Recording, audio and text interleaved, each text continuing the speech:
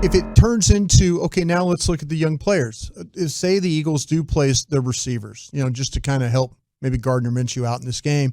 How are they going to cover? Are they denying the ball? Are they making plays? Are they tackling? What are they doing? To me, it might be one of those things where all of a sudden you do see some things with Joseph, and you're like, let's put him out there, put Brown inside, and Diggs on the other side. See what we got.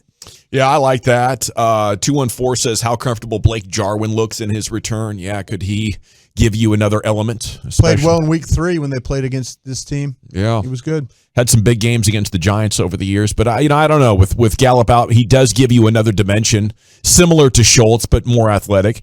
Could it be Kellen's last regular season game? The report this afternoon, he is interviewing for the Jaguars head coaching job on Friday. Source says that would really be going hard at we need offensive acumen. We need offensive minds because like his play calling is, leaving something to be desired. And you got to wonder about his leadership, as far as bringing the guys together, identifying the solution, and then being able to execute it. I don't know. Like a lot of the job description of modern NFL coach is problem solving week to week. He can't problem solve month to month right now, bro. Yeah, the problem was that we were all worried about losing him halfway through the season, and then the second half of the season hit, and things really haven't gotten much better. What bothers me the most is with all those offensive coaches on that staff, and things still look shaky at best. I kind of felt like that. Okay, we're going to see somebody step in, or a couple guys step in, and say, okay, we need to get back to doing this a little bit better. Yeah, and that hadn't happened. That hasn't happened at all. So.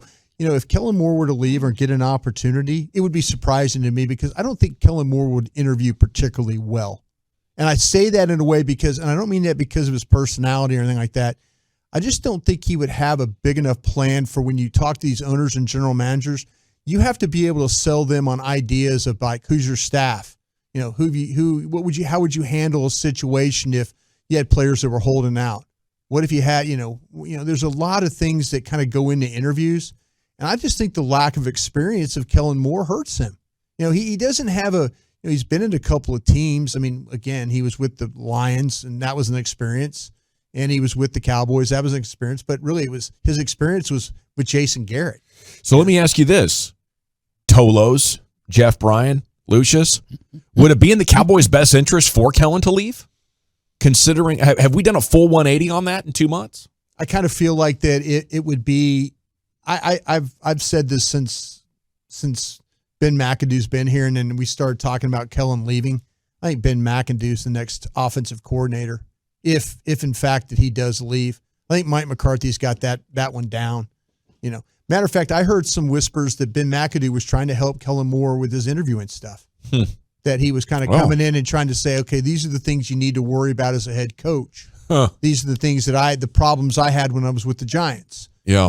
Trying to kind of be a little bit more of a sounding board, or at least help Kellen with that. He's not really trying to go, is he? Is he just doing this for experience? Because I don't think he's put enough on the board to say I'm about to be the head coach now of an organization. That's a good point. But there's, as you know, Lucius, there's a lot of these guys at the Cincinnati's and there's these some of these sweet coaches, paycheck when you're a head coach. Yes, these coaches. Jerry got it. Yeah, they get opportunity. They get opportunities, and they just say okay, and all you have to do is convince one team. For a while there, like through the first 7 weeks of the season, Kellen Moore was absolutely. Now you're in a situation. Now I've talked to some people around the league, and I've talked to some people with some headhunter groups, and that they were asking me questions about Kellen Moore and Dan Quinn. And so I was given my assessment of what I thought about the two, and to me, I think people out there are very interested in it, but to me, Dan Quinn is the one guy that will go and he'll interview well. He will, like Mike McCarthy, he's got the experience. He can, he convinced Jerry and Steven that I've got a good staff together, Mike Nolan and da-da-da-da-da. And then he fires 3 of the 4 guys, and then he has to make a rally. I think that Kellen Moore, I think he would be the least, if he gets an opportunity, great. If he doesn't, I don't think it makes any difference to him. Okay. All righty. It is the GBag Nation. We're talking about things to look forward to and what could be a meaningless game. Could Zuerlein get himself fired? That was essentially my tease. If you do have Forbath out there and he misses, let's call it 2 field goals under 50 yards and an extra point. Let me set the bar there. Would that prompt the team?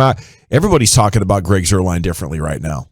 And it seems like a much higher sense of urgency has been put on it. I have hopes that if he massively screws up, they'd cut him on Monday. See, that's where it's a 3-year deal, you'd be 2 years in. Yeah, this is something that when you talk about watching something, this could be something that could be really big because you're evaluating young players and stuff and like, oh, cool, you lose. But if you go out there and you lose a game because Greg Zuerlein left 6-7 points on the field, how are you taking that to the playoffs? How are you taking that to the playoffs? Mm-mm. How are you taking that to the playoffs? Okay, can they establish a run? I don't know if we can learn much from that tomorrow. They ran the ball really well in week 3, and that was with that was Tyron Smith and Martin and all those guys playing.